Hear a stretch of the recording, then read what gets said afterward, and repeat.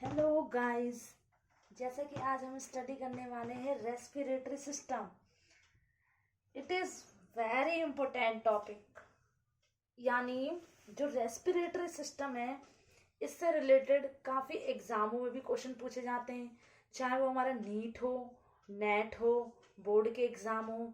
तो सब एग्ज़ाम से रिलेटेड ये हमारे लिए इम्पोर्टेंट टॉपिक है। तो आज हम इसके बारे में ही स्टडी करेंगे। हम सभी सांस लेते हैं लेकिन हमें पता नहीं होता है कि ये रेस्पिरेटरी सिस्टम आखिर है क्या और कैसे वर्क करते हैं और इसमें कौन कौन से ऑर्गन्स जो होते हैं वो पार्टिसिपेट करते हैं। तो हम इनको डिटेल में आज स्टडी करेंगे वन बाय वन करके।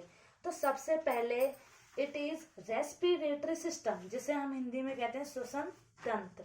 तो रेस्पिरेटरी का मीन्स ये होता है भाई गैसों का एक्सचेंज करना। जैसे कि यहाँ पर मैंने लिखा है those organs that are involve in breathing, यानी सांस लेने में जो ऑर्गन्स हेल्पफुली होते हैं उन्हें हम रेस्पिरेटरी कहते हैं।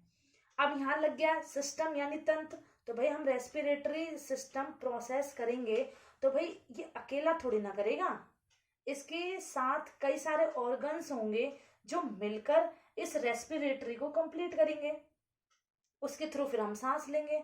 तो हम कह सकते हैं रेस्पिरेटरी यानी गैसों का एक्सचेंज करना, ब्रीथिंग करना, यानी गैस अंदर लेना और बाहर छोड़ना, इस रेस्पिरेटरी। और इसके अंदर जो भी ऑर्गन्स पार्ट करते हैं, भाग लेते हैं, वो हमारा सिस्टम होता है। तो इस तरीके से मिलकर क्या बन गया रेस्पिरेटरी सिस्टम। तो those organs that are involve in breathing, तो जो ऑर्गन्स हमारे ब्रीथिंग करने में हेल्पफुली होते हैं उनको हम क्या कहते हैं रेस्पिरेटरी सिस्टम कहते हैं। तो आज हम इन्हीं से रिलेटेड स्टडी करेंगे।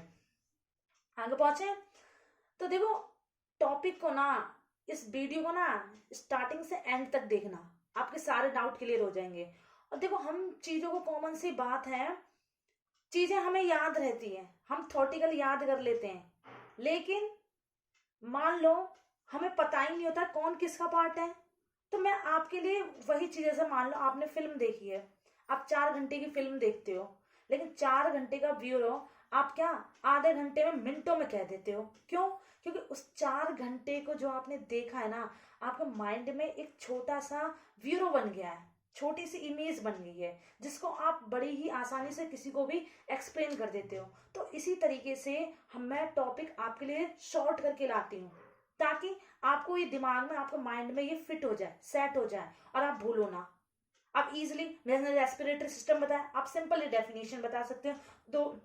Those organs that are involve in breathing, ऐसे ऑर्गन्स जो ब्रीथिंग यानी सांस लेने में हेल्पफुली होते हैं, उन ऑर्गन, उन्हें हम क्या कहते हैं, इस रेस्पिरेटरी सिस्टम कहते हैं। That's it. आगे पहुंचे तो आगे हमारा दे रखा है ऑक्सीडेशन। तो जो रेस्पिरेटरी सिस्टम है ना, एक्चुअली में ये प्रोसेस कौन सा है, ऑक्सीडेशन प्रोसेस है। क्यों है ऑक्सीडेशन? क्योंकि ये जो रेस्पिरेटरी जो प्रोसेस हो रहा है ना, ये ऑक्सीजन के प्रेजेंट में होगा, ऑक्सीजन की उपस्थिति में होगा। अगर ऑक्सीजन नहीं है तो ये रेस्पिरेटरी का प्रोसेस हो ही नहीं सकता है। इसी वजह से हम इसको क्या कहते हैं, ऑक्सीडेशन प्रोसेस कहते हैं। तो आया समझ में? आगे पहुंचे। आगे देखा ऊर्जा तथा ऊष्मा, जैसे एनर्जी एंड हीट। सिंपल सी बात है, ये रेस्पिरेटरी प्रोसेस है, ये क्या करता है, एनर्जी प्रोवाइड करता है, यानी एनर्जी लगती है इस रेस्पिरेटरी को। अगर हम प्रोसेस करते हैं तो भाई इसमें एनर्जी लगती है। दूसरा हीट, और ये हमें क्या देती है, ऊष्मा देती है। आयसन में कैसे, एग्जांपल के लिए हम देखे होंगे, जब इंसान या कोई ऑर्गन्स लिविंग होते हैं, यानी कोई भी ऑर्गेनिल्स, कोई भी एनिमल्स अगर वो लिविंग होते हैं, तो लिविंग का रीजन क्या है कि उसके अंदर एक तो रेस्पिरेटरी सिस्टम वर्क करेगा, दूसरा उसके अंदर ना ब्लड का सर्कुलेट होगा। तो ब्लड का सर्कुलेट हो रहा है और रेस्पिरेटरी सिस्टम हो रहा है, तो हमारा शरीर क्या होता है, गर्म रहेगा, हमें अंदर से गर्म रहेगा, यानी ठंडा नहीं रहेगा।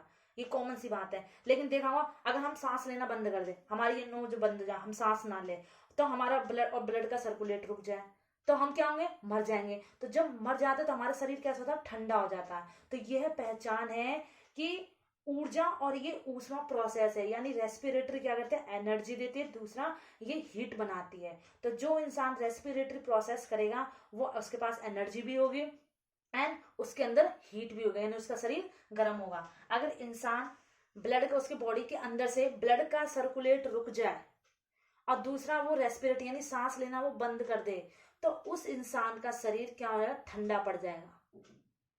तो ये समझ लेना कि उसके अंदर ये प्रोसेस नहीं हो रहा। ये प्रोसेस हमें एक लिविंग की जानकारी देता है, एक फैक्टर का काम करता है। इससे हम पता लगा सकते हैं कि कोई भी इंसान क्या है, लिविंग है, क्योंकि उसके अंदर रेस्पिरेटरी प्रोसेस हो रहा है। क्या हो रहा है भाई, वो एनर्जी ले रहा है। कोई भी काम करो उसमें हम सांस ले रहे तो एनर्जी लग रही है। दूसरा ऊष्मा, यानी उसके अंदर क्या है, हीट है।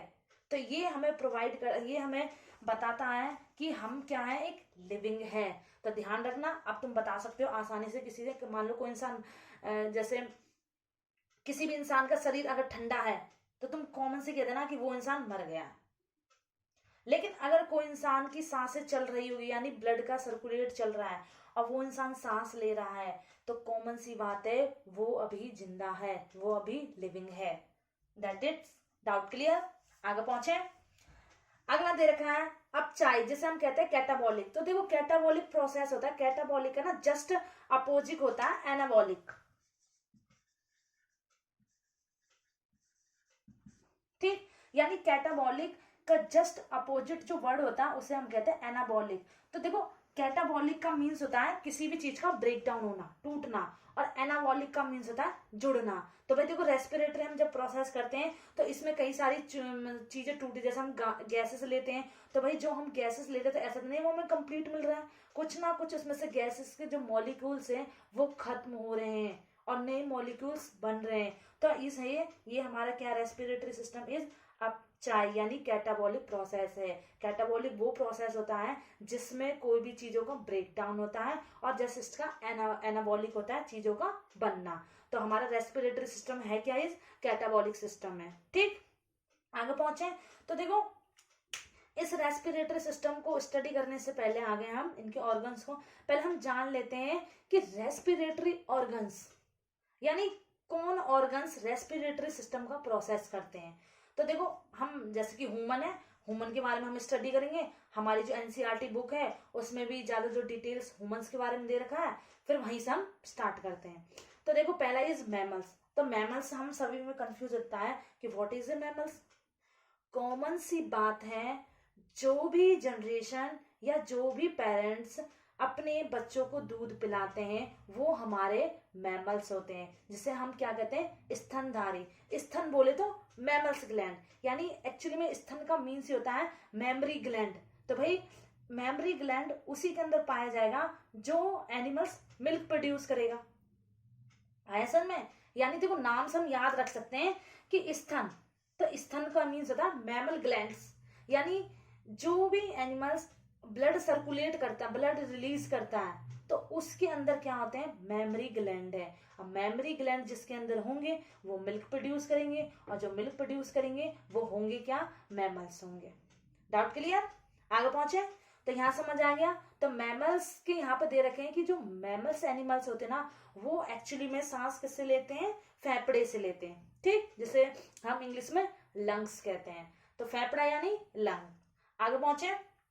तो देखो छोटे छोटे बच्चे होते हैं ना, बचपन में पूछे जाते हैं, या कॉमनली हम किसी बड़े इंसान से पूछ लें जिसे इतना नॉलेज ना हो, तो वो भी कहेगा भाई तुम सांस किससे लोगे, तो वो कॉमन सी बात बताएगा भाई हम जो सांस है नाक से लेते हैं और मुंह से लेते हैं। अगर सांस नाक बंद कर लेंगे तो मुंह से लेते हैं। कोई कहेगा भाई हम नाक से भी लेते हैं मुंह से भी लेते हैं, लेकिन एक्चुअली में ये रॉन्ग है, ये गलत है। ये तो एक पाथ हो गया, ये एक रास्ता हो गया, यानी हमारी जो नोज है और जो ये माउथ, ये यानी इसके थ्रू अगर हम इसको बंद कर ले तो हमारी सांस अंदर नहीं जाएगी। लेकिन एक्चुअली में जो हमारा लंग्स है ना, ये रेस्पिरेटरी प्रोसेस करता है, ये तो एक पाथ है। इसके थ्रू क्या होता है, हमारे पास एयर एंटर्ड करता है। एक्चुअली में भाई ये मान लो ये बाहर जो नोज है हमारी, ये क्या करता है, जो सांस है इसको एग्जिटिंग करने का और इंटर करने का काम करता है। एग्जाम्पल के लिए भाई तो देखा होगा हमारी जो चेस्ट होती है, मान लो हम सांस ले रहे हैं, तो ये क्या होती है भाई, सांस लेने पे हमारी जो ये जो लंग्स होती है ना, ये ऐसे होती है पिचक जाती है, तो इस पे जोर पड़ा ना, तो हमने किससे, लंग से ही तो सांस लिया। अब हम वापस से इसको रिलैक्स यानी सांस छोड़ते हैं तो ये फूल जाता है, यानी अपनी कॉमन फेज में आ गया। तो ये क्या रिप्रेजेंट कर रहा है कि हमारा जो लंग्स एक्सचेंज यानी गैसों का एक्सचेंज कर रहा है ना, जो रेस्पिरेटरी प्रोसेस कर रहा है, वो एक्चुअली में कर कौन रहा है, लंग्स कर रहा है। अगर कभी इसको फील करना चाहो ना तो अपने चेस्ट पे, यानी मेल इज चेस्ट, मेल के लिए जो हमारी छाती होती है उसके लिए हम चेस्ट यूज करते हैं, और जो फीमेल होती है उसकी चेस्ट छाती के लिए हम ब्रिस्ट यूज करते हैं। तो जो भी मेल और फीमेल हो तो अपने इस ब्रिस्ट पे हाथ रख के और आराम से मतलब रिलैक्स पोजिशन में बैठ के और फिर देखना, ये हमारी जो चेस्ट होती है ना, जो हमारे अंदर लंग्स है, ये अप डाउन करेंगे। तो भाई हम सांस कहाँ से ले रहे हैं, लंग्स से ही तो ले रहे हैं, तभी तो ये अप डाउन कर रहे हैं। ठीक, इतना आया, आगे पहुंचे। तो इस तरीके से अगर पूछा जाए, देखो क्वेश्चन भी बहुत पूछ लिए जाते हैं एमसीक्यू में कि भाई जो मैमल्स होते हैं ये एक्चुअली में इनके अंदर रेस्पिरेटरी ऑर्गन्स कौन से होते हैं, तो आप बता सकते हो यहाँ से कि लंग्स। ठीक, आगे पहुंचे तो देखो इंसेक्ट, जिसे हम कीड़े कहते हैं, भैया हमारे आसपास कॉमन से बहुत स्मॉल लाइक कीट वगैरह होते हैं, तो वो भी किसी ना किसी थ्रू से सांस लेते होंगे। तो इसे कहते हैं हिंदी में सांस नली एंड ट्रैकिया। तो देखो हम जो सांस लेते हैं ना, तो हमारा ये प्रोसेस कहाँ से स्टार्ट होता है भाई, अभी हम पढ़ेंगे आगे। इज नोज, नोज के बाद नॉनस्टल जाएगा, नॉनस्टल के बाद हमारा फेरनेक्स जाएगा, फेरनेक्स के बाद लैंडेक्स जाता है, और फिर वो आगे जाके भाई डिवाइड ट्रैकिया में जाएगा। तो देखो इतने लंबे प्रोसेस के बाद जब ट्रैकिया में जाता है, जब उससे आगे प्रोसेस होगा। लेकिन हमारे जो इंसेक्ट होते हैं ना, ये इस लंग्स को यूज ना करते, ना करके इसके अंदर, मतलब आगे हम डायग्राम में अभी स्टडी करेंगे, जो सांस नली है ना, ये ट्रैकिया से डायरेक्टली लेते हैं। हमने देखो सांस कैसे लिया, हमने नोज से स्टार्ट किया सांस लेना, यही सब भाई हमारे एयर एंटर करती है। लेकिन इनके जो सांस है ना वो डायरेक्ट ट्रैकिया से ही एंटर करेगा। आया समझ में, जो सांस है वो कहां से एंटर करेगा, डायरेक्ट ही ट्रैकिया से एंटर करेगा, और जिसके थ्रू वहां से इनका प्रोसेस स्टार्ट हो जाता है। आगे देखें एक्वाटिक, देखो एक्वाटिक हम नाम रख सकते हैं एक्वा, एक्वा माने होता है वाटर। आप देखो ये चीजें याद रखना, कभी भी किसी चीज को रटो मत, कॉमन सी बात है, रटो मत, उसको समझो और उसका एक शॉर्ट ट्रिक बना और उस चीजों को लॉन्ग टाइम तक याद रखो, इट इज बेनिफिट। तो इसी तरीके से तो पता है एक्वाटिक का मीन्स होता है एक्वा, एक्वा माने होते हैं वाटर, याद रखने के लिए एक्वा माने वाटर। तो भाई सिंपल सी बात है एक्वाटिक्स, तो जो वाटर में रहे नाम से पता चल रहा है, तो इसको हम हिंदी में कहते हैं जलीय जीव, यानी एक्वा, जो वाटर में रह रहे हैं। आगे समझ में, जो वाटर में रह रहे हैं, तो उन जो ऐसे एनिमल्स जो पानी में रहते हैं, वाटर में रहते हैं, उनको हम एक्वाटिक्स कहते हैं या एक्वाटिक एनिमल्स कहते हैं। आया समझ में। तो पूछा गया है कि एक्वाटिक्स जो एनिमल्स होते हैं वो किसके थ्रू सांस लेते हैं, तो हम बता सकते हैं इस गिल्स, गिल्स को हिंदी में कहते हैं क्लोम। गिल्स यानी देखा होगा हमारे तो बड़े बड़े कान होते हैं, उनके यहाँ पे कान पे ऐसे देखोगे पंख लाइक स्ट्रक्चर होते हैं ऐसे, ठीक, यानी कान के पास ही पंख जैसे उनके देखना फर होते हैं, तो वो उनके गिल्स होते हैं। आगे समझ में, तो उनके थ्रू क्या होते हैं, ये सांस लेते हैं, जैसे हमने देखा है ना इस तरीके से। देखो यहाँ फिश समझने के लिए, तो देखो इनके यहाँ पे ऐसे होते हैं,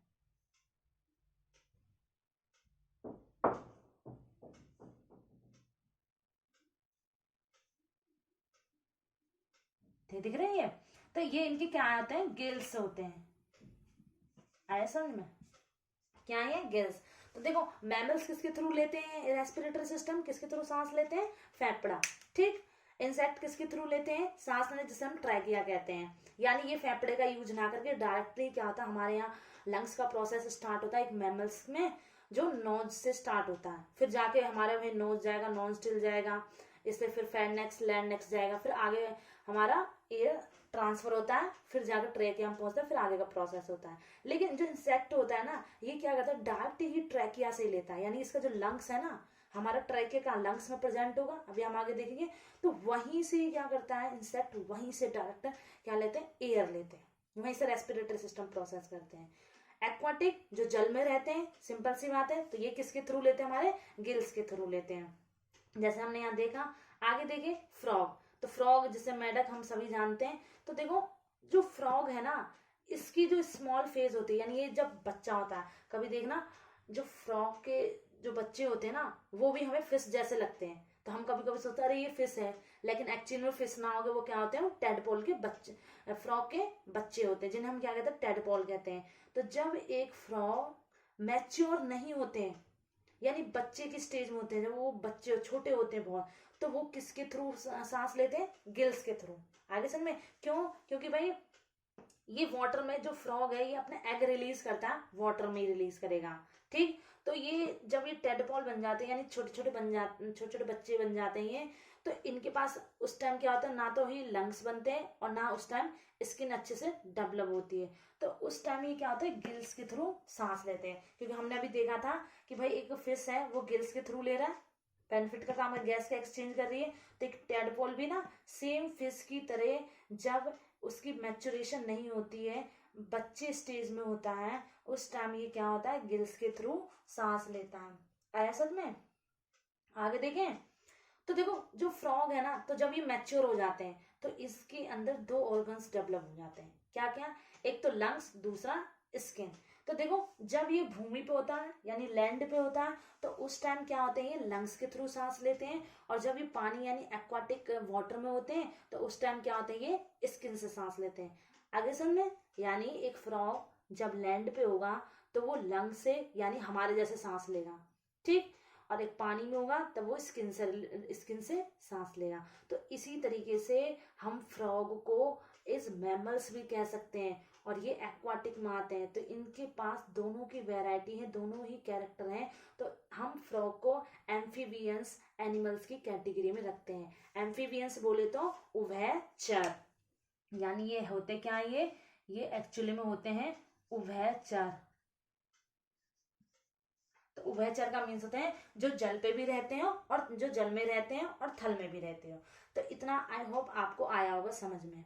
आगे देखें, तो देखो इसमें ना एग्जाम से रिलेटेड क्वेश्चन पूछे जाते हैं, चाहे आप नीट का एग्जाम उठा के देख लेना, नेट का देख लेना, बोर्ड एग्जाम से रिलेटेड देख लेना, वहां पर बहुत क्वेश्चन, तो आपके एमसीक्यू काफी हो सकते हैं क्लियर।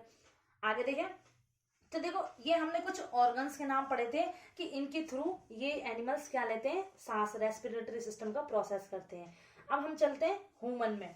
तो देखो अभी हम स्टार्ट करेंगे रेस्पिरेटरी पाथ, यानी इस पाथ के थ्रू एक ह्यूमन क्या करता है, रेस्पिरेटरी सिस्टम का प्रोसेस करता है। आया समझ में। तो इसलिए इन सभी ऑर्गन्स को हम किस नाम से जानते हैं, इन सभी, it is a respiratory path, यानी एक रास्ता है। अगर एयर को आगे जाना है, हमें फिल्ट्रेशन लेनी है, यानी ऑक्सीजन लेना है, तो हमें इन सभी से होकर गुजरना पड़ेगा एयर्स को, जब जाके क्या होगा, हमारा एयर फिल्टर होगा, और इस तरीके से हम रेस्पिरेटरी सिस्टम का प्रोसेस करते हैं, ठीक है। तो कैसे, तो देखो सबसे पहले हम आगे इनको डिटेल में अभी स्टडी करेंगे, डायग्राम विद समझाऊंगी मैं, लेकिन अभी इसको पहले जानो कि हम इनके बारे में आगे देखेंगे। तो नोज, तो देखो हमारे फेस के ऊपर ना एक उभार लाइक स्ट्रक्चर होता है जिसे हम कहते हैं नोज। नोज के यहाँ पे देखा होगा दो चैम्बर होते हैं। इस नोज के ऊपर हम थोड़ा यहाँ पे जाएंगे तो हमें दिखता है इज नॉस्ट्रिल। नॉस्ट्रिल ध्यान रखना, इट इज हार्ड, जैसा हमारा नोज है ना, तो नोज के ऊपर जाओ ना तो यहाँ पे देखा हल्की सी भी चोट लग जाती है तो हमें काफी तेजी से दर्द होता है। तो एट इज नॉस्ट्रिल्स, ध्यान रखना इज नॉस्ट्रिल। तो नोज से जैसे ही ट्रांसफर होता है, तो इस नोज के अंदर देखोगे ना दो चैम्बर में डिवाइड होते हैं, और यहाँ पे हमारे क्या होते हैं, हेयर लाइक स्ट्रक्चर होते हैं। यानी जब एयर आगे ट्रांसफर करता है तो इसके अंदर इसके अंदर क्या होते हैं, डस्ट पार्टिकल्स होते हैं। तो इन डस्ट पार्टिकल्स को फिल्ट्रेट कौन करता है, हेयर लाइक स्ट्रक्चर। कौन, हेयर लाइक स्ट्रक्चर। तो ध्यान रखना हमारे बॉडी में हर एक ऑर्गन्स का इम्पोर्टेंट रोल है। तो आप कभी भी देखना चाहो कि हाँ एक्चुअली में है कि नहीं है, तो आप मिरर में जाइए और मिरर में अपने फेस को ऊपर की तरफ जब आप देखेंगे, अपने नोज को उठा के, तो आपको छोटे छोटे हेयर लाइक स्ट्रक्चर दिखेंगे। और इन एयर के थ्रू क्या आते हैं, हमारे एयर में से, इन हेयर के थ्रू ही हमारे एयर में से जो डस्ट पार्टिकल्स होते हैं ना वो फिल्ट्रेट होते हैं, ठीक। आगे देखें नॉन-स्टिल। तो देखो यहाँ से एयर से खाली डस्ट पार्टिकल्स यानी छोटे छोटे जो कण वगैरह होते हैं ना वो फिल्ट्रेट हो गए, लेकिन एयर फिल्ट्रेट ना, एयर आगे ट्रांसफर हो जाता है। तो एयर देखो आगे ट्रांसफर हो गया, तो ये कहाँ जाता है हमारा नॉस्ट्रिल्स में। तो देखो नॉस्ट्रिल इज, ये हमने देखा होगा, इसके अगर नोज के हम अंदर जाके देखेंगे ना, तो जो उभार लाइक स्ट्रक्चर है ना, इज ए नॉस्ट्रिल।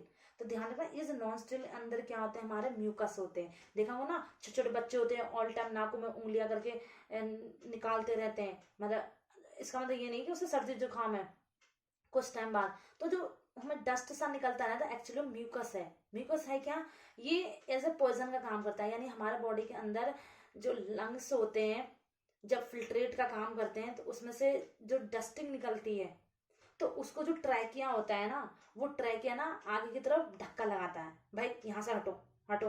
तो वो जो आगे की तरफ धक्का लगाता है, क्योंकि वो म्यूकस बन गया है, जो डस्टिंग थी वो लंग्स के अंदर क्या बन गया, म्यूकस बन गया। और हमारा जो ब्रेस्ट है, हमारी जो छाती है, ये म्यूकस को नहीं रख सकती है, क्योंकि म्यूकस हमारे लिए क्या होता है, एक पॉइजन का काम करता है। तो इस म्यूकस को ये ट्रैकिया धक्का मारती है, और ये धक्का मार के कहाँ पे आ जाती है, इज हमारे नॉस्ट्रिल के चैम्बर में, और यहाँ पे ये इकट्ठा हो जाती है। और फिर बच्चे देखेंगे या कोई एडल्ट भी, हम उंगलियां डाल के उसे बाहर की तरफ निकाल देते हैं। लेकिन इसका मतलब ये मत समझना कि भाई वो इंसान क्या है, मतलब उसकी हम उस इंसान से घृणा करने लगा, अच्छी देखो कैसे नाक में उंगलियां डालना है, लेकिन एज ए लाइक वो डालता नहीं है, उसके अंदर से उसकी ऑर्गन्स जो होते हैं ना, वो उनसे ही काम कराते हैं। आगे समझ में, जो अंदर के जो ऑर्गन्स होते हैं उनसे एक्चुअली में काम कराते हैं कि भाई ये निकालो। देखा होगा, अगर नाकों में, हमारे नाक में अगर म्यूकस भरा हो, तो हमें ईचिंग होती है, हमें अच्छा नहीं, हमें सोचते सर कब से कब बाहर निकालें। तो भाई ये हम थोड़ी ना खुद कर रहे हैं, ये हमारा ब्रेन कह रहा है भाई इसको निकालो, नहीं निकालोगे तो तुम्हें परेशानी हो सकती है, जम जाएंगे, हमारे एयर नहीं जाएंगे। मान लो एयर गया ज्यादा क्वांटिटी में, तो उसके साथ फिर से ऐसा हुआ कि म्यूकस फिर वापस रिटर्न ले रहा है। तो इस तरीके से ध्यान रखना कि एक्चुअली में हम नहीं करते उस काम को, हमारे ऑर्गेनिल्स ये वर्क कराते हैं। आगे समझ में, तो हमारे नाक के अंदर, नॉस्ट्रिल के अंदर जो भरा होता है, एक्चुअली में म्यूकस होता है, चिपचिपा पदार्थ होता है, जिसे हम जब वो भर जाता है हमारे नोज के अंदर, नॉस्ट्रिल के अंदर, तो हम, हमारी डिजायर होती है, हमारा मन करता है कि हम कब उसे बाहर निकालें। ठीक है, तो ये एक अच्छी हैबिट है कि हम अपने बॉडी के अंदर डस्ट को जमा करके नहीं रख रहे हैं। ठीक, तो आगे पहुंचे, हमने नोज स्टडी की, नॉस्ट्रिल। तो देखो नॉस्ट्रिल के बाद आगे की तरफ एयर ट्रांसफर होता है, वो कहाँ जाता है, फेरेंक्स में जाता है। फेरेंक्स के आगे देखो, फेरेंक्स हम देखेंगे, अगर हम अपना मुंह को खोलेंगे तो मुंह को अंदर की तरफ, सामने की तरफ हमें क्या दिखते हैं, फेरेंक्स देते हैं। ठीक, और फेरेंक्स की जब हम आगे की तरफ पहुंचेंगे तो हमें क्या देते हैं, लैंडेक्स दिखते हैं। लैंडेक्स को हम क्या कहते हैं, साउंड बॉक्स भी कहते हैं। यानी जो हमें साउंड मिलता है ना, एक्चुअली में हमें किससे मिलता है, लैंडेक्स से मिलता है। कभी अगर फील करना चाहो तो अपनी उंगलियों को अपने गले पे रखना, तो हमें वाइब्रेशन होती है। तो देखा होगा जब गाने चलते हैं, तो गाने के जो बॉक्स रखे होते हैं, तो बॉक्स में मूंगफली रख देते हैं, तो वो भी डांस करने लग जाते हैं, यानी वाइब्रेशन करने लग जाते हैं। ठीक, तो इसी वाइब्रेशन रिप्रेजेंट कर रहा है कि वो साउंड दे रही है। तो इसी तरीके से अगर तुम पता लगाना चाहो लार्नेक्स कहाँ है, तो अपने इस कंठ पे अपनी उंगलियां रखो और बोलो कुछ भी वर्ड, तो तुम्हें यहाँ पे वाइब्रेशन होगा। तो वाइब्रेशन रिप्रेजेंट करती है कि यहाँ पे हमारा क्या है, लार्नेक्स प्रेजेंट है, जो उसे हम साउंड बॉक्स भी कहते हैं। ठीक, देखो हम बोल तो मन में भी लेते हैं, हम सामने भी बोल लेते हैं, लेकिन जब तक एक साउंड नहीं मिलेगा ना, जब तक हमारी बातों को कोई समझ नहीं सकता। तो ये साउंड हमें कौन देता है, लैंडेक्स देता है। तुमने देखा होगा ना कभी कभी फिल्मों वगैरह में कि भाई किसी का यहाँ से कंठ, गला दबा देते हैं, तो गला दबाने का मीन्स होता है इसके लैंडेक्स दब गए हैं। आगे समझ में, जिससे इस लैंडेक्स समझ उसकी आवाज नहीं निकलती, आवाज देखो ना बंद हो जाती है, हम यहाँ से गला कहते नहीं मैं तुम्हारा कंठ दबा दूंगा, तो कंठ दबाने का मीन्स होता है कि हमने उसके लैंडेक्स को दबा दिया, जिससे इंसान कभी कभी मर भी जाता है, क्योंकि ये एयर को भी ट्रांसफर कर रहा है प्लस हमें साउंड भी दे रहा है। तो यहाँ पे रिंग लाइक स्ट्रक्चर होते हैं, जिसे हम कहते हैं कार्टिलेज। ठीक, आगे पहुंचे ट्रैकिया। तो लैंडेक्स से ट्रैकिया में हमारा एयर ट्रांसफर होता है। फिर ट्रैकिया क्या होते हैं, ये जो लैंडेक्स होते हैं, लैंडेक्स जैसे हम आगे की तरफ जाएंगे तो वहां पे वो दो चैम्बर यानी दो छोटे पीसों में डिवाइड होता है, जिसे हम कहते हैं ट्रैकिया। आगे समझ में, ट्रैकिया दो चैम्बरों में डिवाइड होता है, दो छोटे छोटे में। फिर उस ट्रैकिया के आगे जाओगे तो हमें होता है ब्रोंकस। अब ब्रोंकस दा के हमारे जो लंग्स होते हैं, दोनों लंग्स के चैम्बर में देखा होगा ना, इस तरीके से मान लो ये हमारा लैरिंक्स आगे की तरफ गए, ये हमारा क्या हो गया, इज द ट्रैकिया, जहां पे हमें ऊपर की तरफ रिंग दिखता है। अब ये ट्रैकिया क्या होता है, 2 ब्रोंची में डिवाइड हो जाता है, ठीक। और इस ब्रोंकस के अंदर, ये ब्रोंकस भी देखा होगा, लंग्स के अंदर जाकर ये इस तरीके से क्या होता है, ब्रोंक्यूल्स में डिवाइड हो जाते हैं, ठीक है। आया समझ में, ऐसे यानी ये हमारा क्या होगा, ब्रोंकस। ब्रोंकस हमेशा ध्यान रखना उस वर्ड को कहते हैं इज द सिंगुलर वर्ड, ठीक। तो ब्रोंकिल्स का सिंगुलर वर्ड जो होता है वो ब्रोंकस होता है। तो देखो एक ब्रोंकस एंटर्ड किया है किसके अंदर, लंग्स के अंदर। अब इस लंग्स के अंदर ये जो ब्रोंकस है ना, ये कई सारे किस में हो गए, ब्रोंकिल्स में डिवाइड हो गए। तो ये कई सारे ब्रोंकस बन गए, तो इन ब्रोंकस को हम क्या कहते हैं, ब्रोंकिल्स कहते हैं। अब इसी तरीके से हमारा क्या होता है, अब इनके यहाँ पे छोटे छोटे देखा होगा गुच्छे लाइक स्ट्रक्चर होते हैं, ठीक। तो ये गुच्छे लाइक स्ट्रक्चर इनको कहते हैं एल्वियोलिस कहते हैं, ठीक, एल्वियोली। आया समझ।